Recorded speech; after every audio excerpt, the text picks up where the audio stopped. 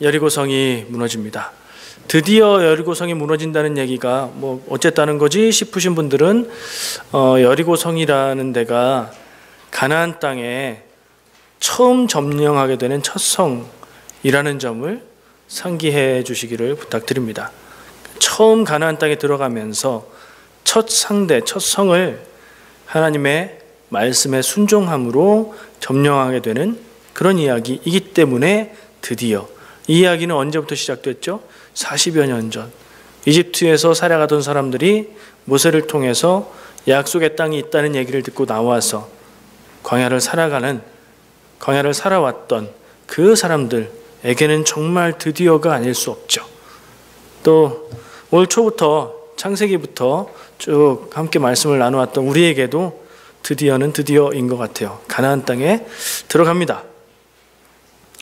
성경 말씀은 이 여리고에 들어가는 부분에 6장 1절 말씀에 이렇게 설명을 하고 있어요.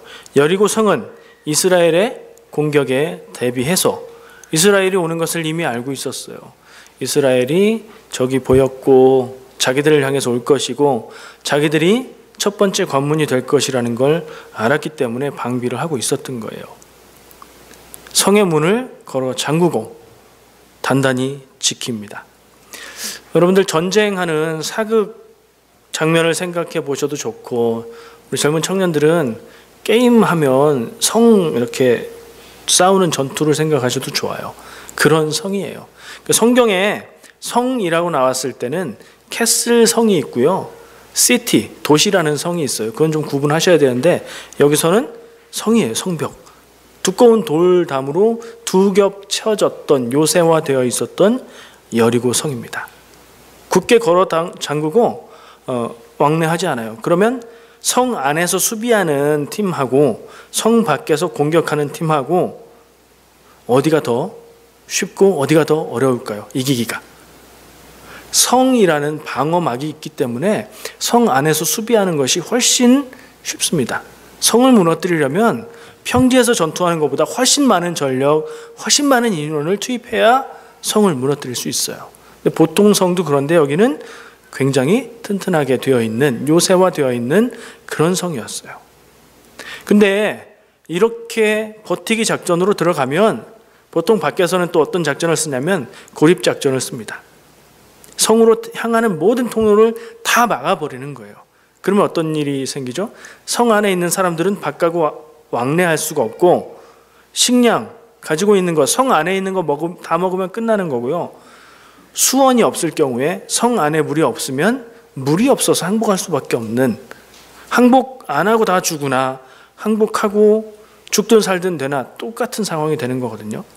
근데 여리고성 안에는 사실은 여리고성 위치가 어딘지 정확하게 알 수는 없어요. 근데 성서고고학 팀들이 여럿이 발굴을 하고 조사하고 한 결과 여기가 여리고성 터인 것 같다라고 발굴된 곳이 있어요. 그것을 기준으로 생각해 보면 그 안에 수원지가 있었대요. 그러니까 성 안에 물이 있었어요.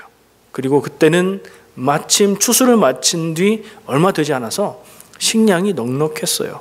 성문을 걸어 잠그고 버티기로 들어가면 몇 달 혹은 1년 넘게도 버틸 수 있는 그런 상황 안에서 여리고성은 문을 걸어 잠그고 수비전으로, 장기전으로 간 거예요.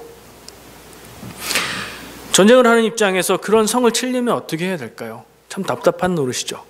가서 덤빌 때마다 상대편의 군사보다 우리 편의 군사가 죽어가는 숫자가 많고 계속 그렇게 되면 후퇴할 수밖에 없는 상황이거든요. 일반적으로는.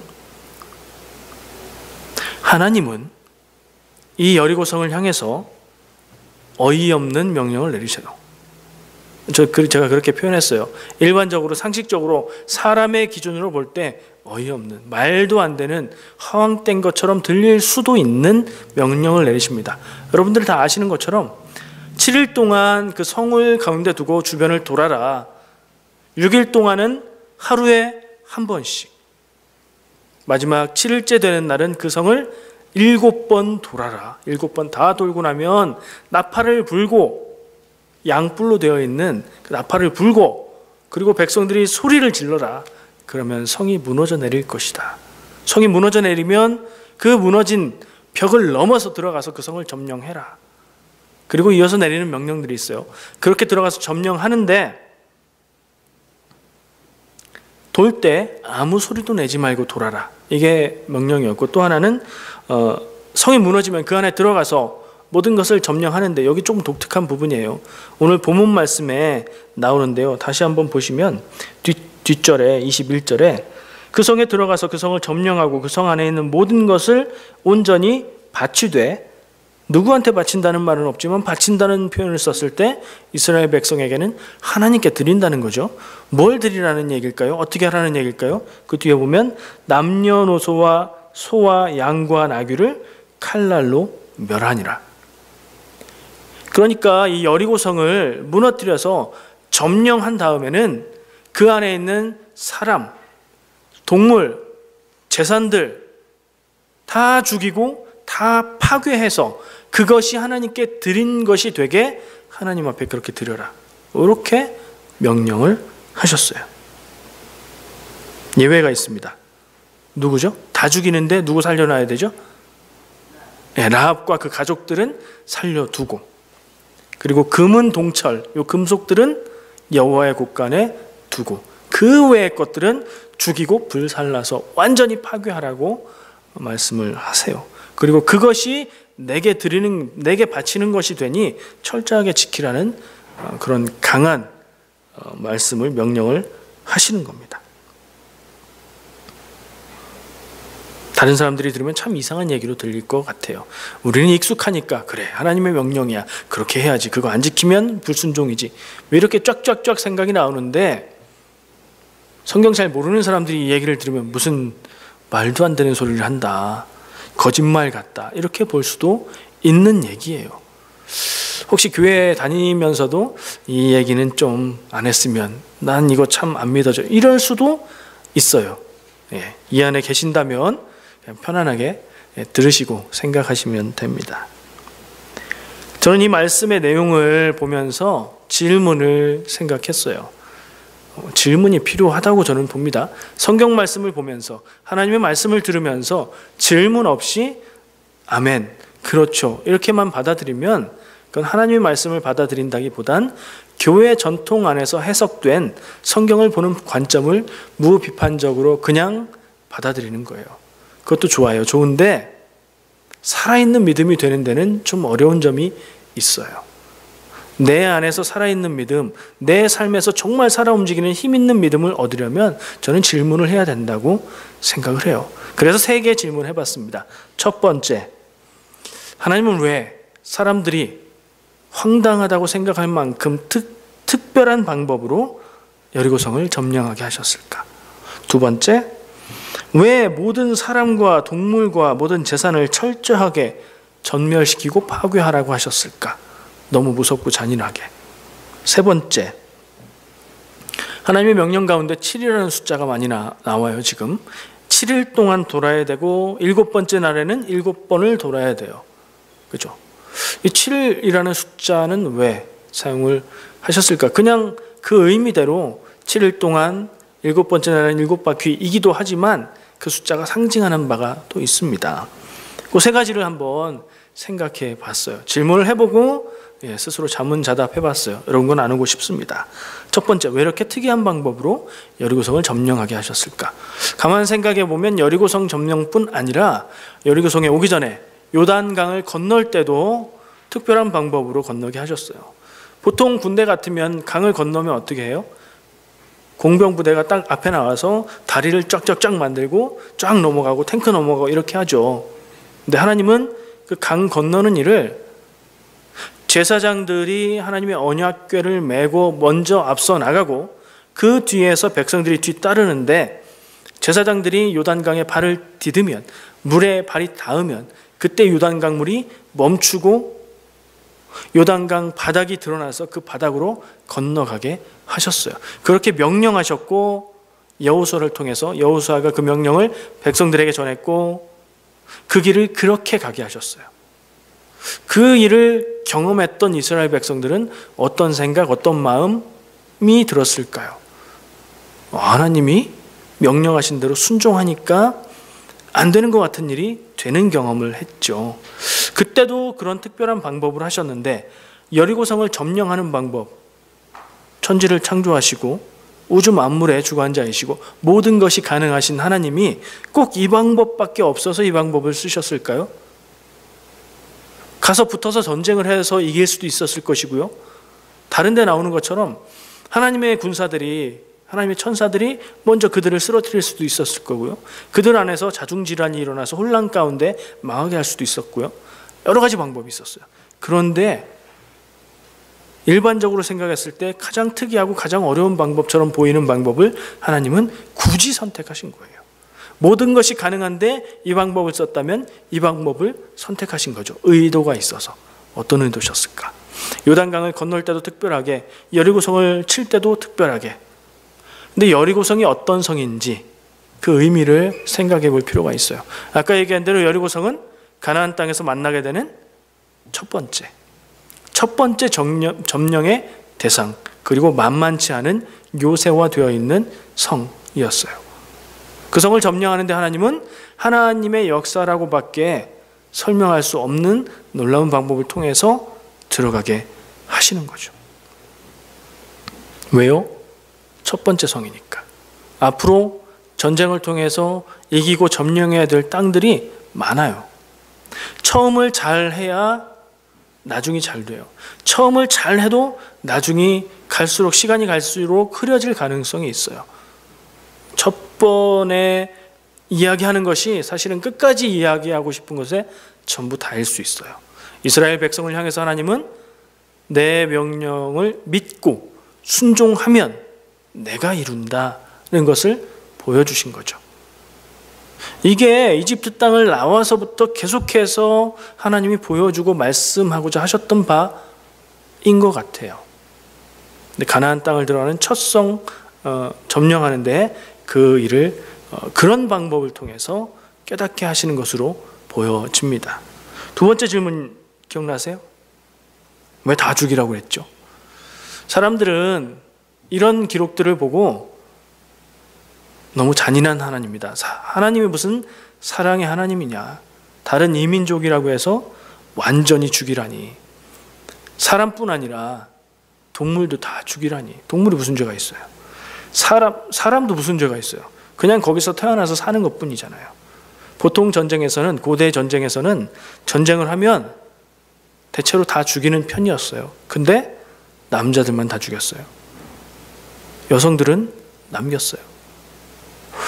여기서는 그렇지도 않아요. 남녀노소를 가리지 말고, 꼭 집어서 말씀하셨어요. 남녀노소를 가리지 말고 다 죽여라. 왜 이렇게 철저하게, 잔인하게 하라고 하셨을까? 게다가 그렇게 하는 것이 나에게 바친다는 표현은 뭐죠? 제물로 드린다는 표현이잖아요.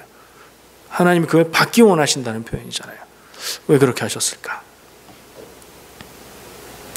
이스라엘 백성의 입장에서, 그리고 그들을 그 땅에서 살게 하실 하나님의 입장에서 볼 때 이들은 이방인들이었고, 이방인들은 이방신, 자신들의 종교와 신을 가지고 있었어요. 이스라엘을 인도하신 하나님과 이 가나안 땅에 있는 우상이라고 말할 수 있는 그들의 신들의 차이점은 농경사회의 신이라는 점이에요. 그래서 대체로 풍요의 신이에요. 그리고 자주 얘기하는 바지만 그 풍요의 신을 향해서 제사할 때는 여러 가지 하나님의 입장에서는 더러운 일들이 행해지는데 음행을 포함한 인신제사 이런 것들이 행해졌었어요. 그런 면을 볼 때 첫 번째 받아들일 수 있는 점은 하나님은 가나안의 이방 종교 문화, 사람들이 이스라엘과 섞이는 걸 원하지 않으신다는 걸 첫 번째 당연히 그렇게 생각할 수 있습니다. 두 번째, 역시 첫 번째 질문과 같은 방법으로 첫성이라서 철저하게. 이후에도 하나님이 전멸시키라는 말씀들을 하지만 유독 여리고성을 명령을 할 때는 더 철저하게 명령을 강조를 하세요. 왜요? 첫 번째 일이라서. 얼마 전에 어떤 글을 읽었어요. 첫 단추를 잘못 끼우면, 옷을 입을 때 첫 단추를 잘못 끼우면 맨 마지막 부분은 끼울 단추가 없다. 처음 시작을 잘해야 끝까지 그나마 잘할 수 있다는 거예요. 처음 시작을 잘해도 가면서 흐려지게 마련인 게 사람이니까요. 근데 처음 시작을 잘못하면 갈수록 더 어떻게 될지는 뻔한 거죠. 하나님이 많은 부분에서 이 여리고성의 의미를 두고 특별하게 강조하고 있는 것을 볼 수 있어요. 그런데 역시나 바로 뒷부분에 그 염려와 우려가 현실로 드러나요. 여리고성을 쳤습니다. 그 다음 점령해야 될 대상은 뭐였죠? 성 이름이 아이성이에요. 거기 쳐들어가서 결과가 어떻게 됐죠? 여리고는 그냥 대단한 성인 것 같았는데 일주일 만에 7바퀴 돌고 소리 지르니까 무너졌는데 아이성은 별거 아니라고 봤어요. 쳐들어갔어요. 졌어요. 하나님의 백성, 이스라엘 백성이 왜 그랬을까요? 몰랐어요. 그래서 하나님 앞에 기도하고 사람들 가운데 문제가 있고 죄가 있는 사람을 가려 뽑았어요. 그랬더니 아간이라는 사람이 뽑혔어요. 아간의 죄가 무엇인지 확인해 봤더니 여리고성을 점령할 때 거기서 좋아 보이는 물건들을 챙겼어요. 그래서 자기 천막 밑에 파묻어 놨어요. 좋은 모피 외투, 좋은 것들을 챙겼습니다.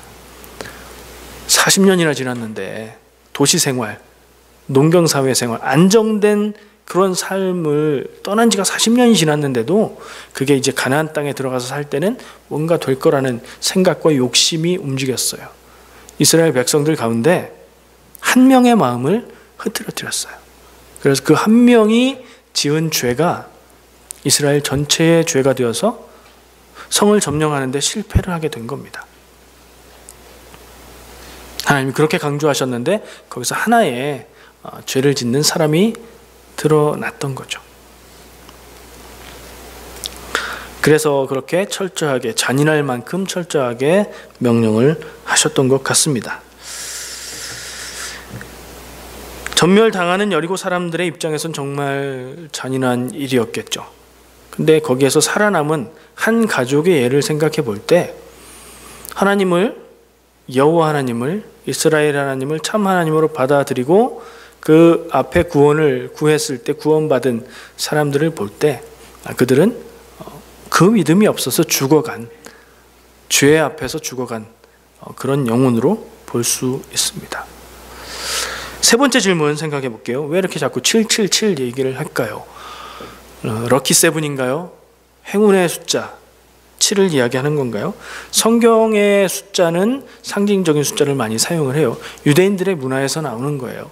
그 중에 7이라는 숫자는 완전수라고 이야기하는 숫자예요. 완전수는 7이라는 숫자 자체로 완전성이 있고 완결성이 있다는 뜻도 되고요. 그리고 뭔가를 7번 하면 완전히 했다는 뜻으로 받아들이기도 하고요.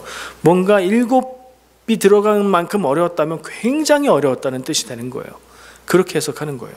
그러면 이스라엘 백성이 여리고성을 치러 가서 하루에 한 바퀴씩 돌 때 여리고성이 아까 제가 얘기했던 발굴된 그 유적지를 기준으로 볼 때 별로 큰 성이 아니래요. 성 둘레가 딱 성 둘레만 봤을 때 1km가 되지 않는 그런 성.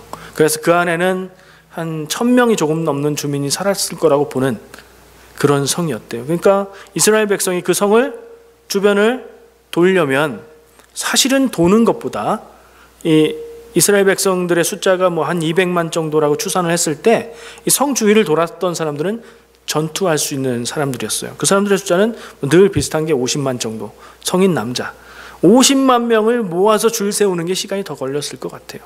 그래서 한 바퀴를 돌아요. 첫날 돌았어요. 첫날이니까 긴장감 가운데 말씀을 잘 지키면서 아무 소리도 안 내고 돌았어요. 그런데 돌고 있을 때 어떤 일이 일어나죠? 성은 높은 곳에 있으니까 성 위에서 왕보는 파수꾼들이 그들을 보고 있습니다. 보고를 하고 사람들이 나와서 봅니다. 대적해야 될 사람들이 높은 곳에서 우리를 내려다보고 있는데 우리는 무기력하게 그 주변을 돌고만 있는 모습. 첫 번째, 둘째 날도 똑같이 6날을 그렇게 반복했다고 기록하고 있어요. 하루하루 지날 때마다 그들은 무슨 생각을 했을까 하는 의문이 제 마음에 들었습니다. 무슨 생각, 여러분들한테 그거 하라고 그랬으면 무슨 생각 하셨을까요? 시간이 얼마나 걸렸을까요, 돌 때? 아까 이렇게 쭉 줄 맞춰서 모이고 이렇게 하는데도 시간이 꽤 걸렸을 거라고 생각했으니까 어쨌든 어느 정도 시간이 걸렸겠죠. 그 시간 동안 아무 소리도 못 하니까 머릿속으로 생각만 했을 텐데 무슨 생각 하셨을 것 같아요? 여러분들이 그 자리에 있었다면.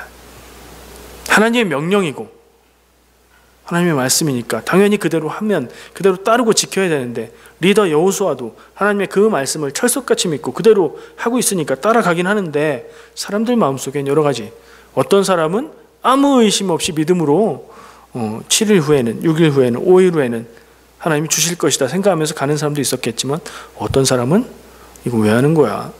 이렇게 하면 이기긴 이기는 거야? 왜요? 나 하루하루 반복되고 똑같은 행동을 하는데 변화가 없으니까요. 저는 믿음이 없어서 그런지 그런 생각을 해보게 돼요. 6일이 지났어요. 7일째는 어땠을까요? 그날은 7번을 돌아야 돼요. 뭐 30분이 걸렸던 1시간이 걸렸던 그걸 7번을 하려면 마지막 날은 시간이 꽤 걸렸을 거예요. 그땐 또 무슨 생각을 했을까요? 말씀을 보면서 생각해 볼 때 한 번 돌 때마다 조금씩 벽에 균열이 생긴 것도 아니고 어떤 징조가 나타나는 것도 아니에요. 가만히 있다가 마지막 7번을 다 돌고 나팔 불고 그리고 소리 질렀을 때 그때 무너진 거예요. 그렇죠? 그럼 그 전까지는 아무런 변화가 없고 쟤네들은 높은 데서 우리를 쳐다보고 있고 우리는 여기를 이렇게 하고 있는 거예요. 7이라는 숫자의 완전수의 의미를 거기다 더해보면 이스라엘 백성들은 그런 일을 견딜 만큼 견디고 믿음의 시험을 견딜 만큼 견디고 끝까지 완주한 거예요. 완전한 순종. 순종할 거면 끝까지 완전히 순종해야 돼요. 여러분들 하나님의 말씀 따라서 살아야 된다고 생각하시죠? 하나님의 뜻에 따라서 살아야 된다고 생각하시죠? 그래서 내가 힘들지만 하는 일도 있고 하고 싶지만 안 하는 일도 있죠. 뭐 희생이라고 생각하세요? 뭐라고 생각하세요? 어쨌든 하죠. 근데 100% 완전하게 철저하게 순종한다고 대답할 수 있으세요? 그건 좀 어렵죠. 왜요? 할 거면 다 하셔야죠. 조금 하는 건요, 안 하는 것만큼, 안 하는 것보다 더 힘들 수도 있어요. 손해예요, 손해. 철저한 순종이 아니면 철저한 결과가 없을 수 있단 말이에요. 그러면 나 하고 싶은 대로 살고 구원 못 받는 게 나을 수도 있다니까요. 하나님 앞에 순종하려고 마음에 걸려하면서 불편해하면서 할 때도 있고 안 할 때도 있고 철저하게 지키지 못해서 마음이 불편하면서 그렇게 사는 것보단 차라리 편안하게 내 하고 싶은 대로 인생 즐기고 마지막에 가능성이 있으면 마지막에 믿고 그거 안 되면 인생 즐긴 것으로 감사할 수도 있잖아요. 아니에요? 여러분들은 어떻게 생각하세요? 저는 철저한 순종을 이야기하고 싶습니다. 제가 지난주에 다이어트 얘기를 했었죠. 제가 실패해가지고 포기했다고 그랬죠. 그 일을 자꾸 생각하게 되더라고요. 이 위에서 전하는 말씀 가운데 그 얘기를 하고 나니까 그 일을 자꾸 생각하게 됐어요. 그러는 날 중에, 그러니까 이번 주 중에 제가 아는 사람이 그걸 했는데 결과가 이랬다 하면서 페이스북에 올렸어요. 잘 아는 사람이에요. 처음 시작할 때 그 사람하고 얘기하고 같이 시작했던 것 같아요. 비슷하게. 근데 그 사람은 5주 정도 지났는데 10kg 이상의 효과가 감량이 됐다. 이렇게 얘기하더라고요. 고민을 하게 됐습니다. 다시 시작해야 되는 건가?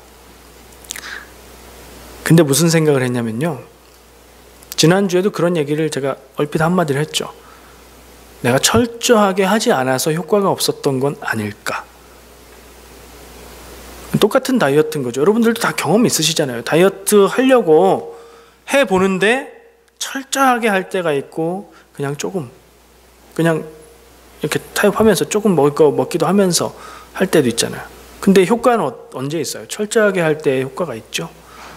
그 한 번의 유혹을 못 이기고 딱 먹으면 어떻게 돼요?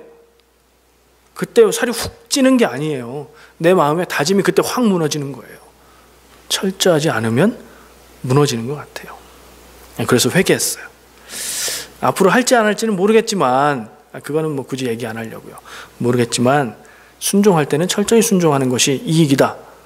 이런 단순한 얘기를 하고 싶은 거예요. 하나님 앞에 하나님 뜻대로 살고 싶으시면, 그래서 하나님이 주시는 복을 받고 싶으시면 철저하게 그렇게 살자는 거예요. 이스라엘 백성의 7이라는 완전수는 우리에게 그런 의미를 주지 않을까? 세 가지 질문을 해보고 세 가지 대답을 제가 스스로 해봤습니다. 조금 더 심각한 얘기를 하나 해보려고 합니다. 우리가 읽고 지금까지 나눈 이 본문의 내용을 가지고 이런 질문을 하고 이런 대답을, 그러니까 이 성경에 있는 내용을 보면서 신앙적인 교훈을 찾고 그것을 생각하고 동의하는 건 어렵지 않아요. 근데 이 일을 생각해 볼 때 성경에 있는 얘기니까 그냥 읽었고 우리가 익숙한 이야기니까 그러겠지 했는데, 어떤 사람은 이 이야기가 진짜로 역사상 그때의 그 장소에서 이 말씀 그대로 있었던 일이다 라고 믿을 수도 있고요. 어떤 사람은 상징적인 이야기야, 혹은 지어낸 이야기야, 근데 신앙적인 깊은 의미를 갖고 있는 귀한 이야기야, 이렇게 말할 수도 있겠죠. 믿음이 없는 사람은 그냥 허황된 이야기로 넘길 수도 있는 이야기예요. 여러분은 이 얘기를 읽고 보실 때에 어떻게 받아들이십니까? 그 당시에 우리의 기준으로 따져보면 청동기 시대 말기쯤 1000 BC, 기원전 1400년쯤 그때 여호수아가 이스라엘 백성들을 데리고 와서 이 말씀대로 이 일이 그대로 있었던 것으로 믿어지십니까? 속으로 하면 속으로, 겉으로 안 하셔도 돼요. 아니면 그건 모르겠고 이 내용을 통해서 신앙적인 교훈을 얻으면 되지, 영적인 의미를 발견하면 되지, 그쪽 편이십니까? 몰라요. 여러분들 다 알지 못해서. 저는 어떨 것 같으십니까? 그리고 그게 만약에 다르다면 성경에 있는 이야기를 있는 그대로 받아들여야만 믿음이 있는 거라고 생각하십니까? 아니면 그렇지 않아도 믿음이 있고 구원받을 수 있는 것으로 보십니까? 무슨 질문이에요? 우리 교회 안에 한 신앙 공동체로 그런 신앙의 믿음의 성향이나 이런 차이들이 가능한 건지, 아니면 이게 다르면 다른 공동체를 찾아가야 되는 건지, 이걸 묻는 거예요. 어떻게 하면 좋겠어요? 많지도 않은데. 여러분들은 어떻게 생각하십니까? 생각이 나름대로 있으시겠죠. 여러분들의 입장은 무엇입니까? 저는요, 저의 입장을 물으신다면 일단 이런 차이는 교회 안에서 허용될 수 있는 부분이라고 봅니다. 교회의 신앙의 본질은 예수 그리스도의 구원의 복음을 믿고 받아들이느냐 그렇지 않느냐에 있고요. 성경 전체를 바라보는 시각은 조금씩은 다를 수 있어요.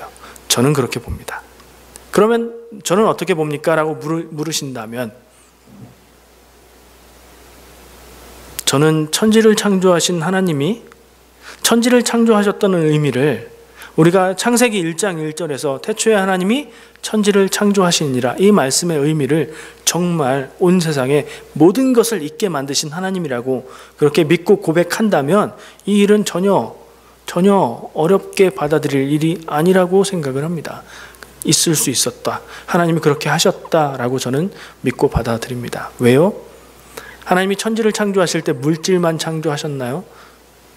아니에요. 우리가 아는 생각으로 생각해봐도 하나님이 창조하신 후에 우주가 생겨났고, 그럼 공간이 생겨난 것이고, 우주의 운행을 통해서 시간이 나타난 것이고, 우주가 운행한다는 건 물리 법칙에 의해서, 자연 법칙에 의해서 온 세상이 움직이는 거예요. 그걸 누가 만드셨다고요?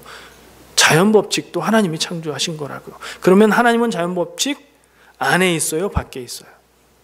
자연 법칙 밖에서 주관하시는 분이에요. 그래서 하나님이 역사하실 때 자연 법칙에 맞게 일이 되게 주관하실 수도 있고, 하나님이 역사하실 때 자연 법칙 밖에서 주장하실 수도 있어요. 이 일들이 지진을 통해서 일어나는 타이밍을 그때 딱 맞춰가지고 그때 있게 하셨을 수도 있고요. 그냥 하나님의 능력으로 그냥 그 순간 무너뜨린 걸 수도 있어요. 저는 그렇게 믿습니다. 그러나 그게 그럴까 하는 생각을 가지신다고 해서 내가 믿음이 없나? 그러실 필요 없습니다. 예수 그리스도가 여러분들의 영혼의 구세주가 된다, 거기에 내 생명의 구원의 길이 있다 믿으시면 우리는 한 공동체 안에서 믿음 생활할 수 있고, 그 정도 차이는 서로 웃으면서 대화할 수 있는 교회가 되었으면 좋겠습니다. 믿음은 나의 몫입니다. 믿으려고 노력해서 믿어지는 것도 아니고요. 안 믿으려고 생각한다고 안 믿어지는 것도 아니에요. 믿음은 나의 몫이지만 선택이 아니에요. 하나님이 주시는 만큼 믿을 수 있어요. 그래서 믿음이 조금 다르다고 틀린 것은 아니라고 생각해요. 틀린 것은 아까 말한 본질, 예수 그리스도가 하나님의 아들 구세주가 되셔서 내 영혼을, 내 영원한 생명을 구원하신다, 이거에 있다고 저는 믿고 고백합니다. 마지막 얘기를 해보겠습니다. 결론입니다. 성경에 있는 이야기들은 앞뒤를 좀 살피면서 볼 필요가 있어요. 의미를 따져야 되기 때문에 그래요. 성경은 역사 기록도 아니고 과학책도 아니에요. 그래서 그 있는 사실을 객관적인 사실로 꼭 그렇게 보려고 하는 노력을 할 필요가 없어요. 성경은 믿음을 얘기해 주려는 책이에요. 그래서 믿음의 의미를 볼 때 앞뒤 사건을 비교해 볼 필요가 있어요. 자, 여리고 성을 점령하는 이 사건 앞에 무슨 일이 있었다고요? 요단강을 건너서 가나안 땅으로 들어오는 일이 있었죠. 놀라운 방법으로. 그럼 이 뒤에는 뭐가 있었죠? 아까 얘기한 대로 실패가 있었죠. 아이성에 가서 전투를 했는데 졌어요. 왜요? 죄 때문에. 그 죄는 뭐죠? 교통법규 위반하거나 담을 때리거나 남의 걸 훔치거나 그런 죄가 아니에요. 하나님의 명령, 말씀에 불순종한 죄예요. 한 명의 그 죄 때문에. 근데 그 죄는 어디서 나왔죠? 아간이 그 물건들을 왜 챙겼죠? 그 마음에 뭐가 있어서요? 갖고 싶은 마음, 견물생심, 욕심이 있어서요. 그럼 단순하게 도식화해 보면 하나님의 명령이 있고 하나님의 뜻이 있고 반대쪽에는 내가 하고 싶은 나의 뜻이 있었던 거예요. 그건 뭐에 근거하냐? 내 욕심에 근거하는 거예요. 이렇게 도식화해서 여러분들의 삶에 적용할 수 있어요. 나를 향한 하나님의 뜻을 내가 알고 있는데 내가 하기 원하는 것은 다른 일일 때 우리가 어떻게 해야 될까? 내 이야기가 되죠. 하나님은 변하지 않습니다. 하나님은 여전한 하나님이에요. 태초에 천지를 창조하실 때도, 구약에 아브라함을 부르실 때도, 여리고성을 무너뜨리실 때도, 신약의 역사를 일으키실 때도, 그리고 지금 우리의 삶을 주장하실 때도 하나님은 똑같은 하나님이세요. 근데 상황은 왜 이렇게 다른 것 같죠? 내가 다르니까요. 사람은 변해요. 좋았다가 안 좋았다가, 믿음이 막 넘치는 것 같았다가 믿음이 바닥인 것 같았다가 왔다 갔다 해요. 내가 왔다 갔다 해서 내 생각도 내 삶도 내 마음도 왔다 갔다 하는 거예요. 하나님은 완전한 분이시지만 인간은, 나는 완전하지 못해요. 아간처럼 죄를 지을 때도 많고 다른 사람들처럼 순종할 때도 있죠. 결론으로 이 얘기를 하고 싶은 거예요. 이스라엘 백성이 여리고성은 점령에 성공했고 아이성은 첫 번째는 실패를 했어요.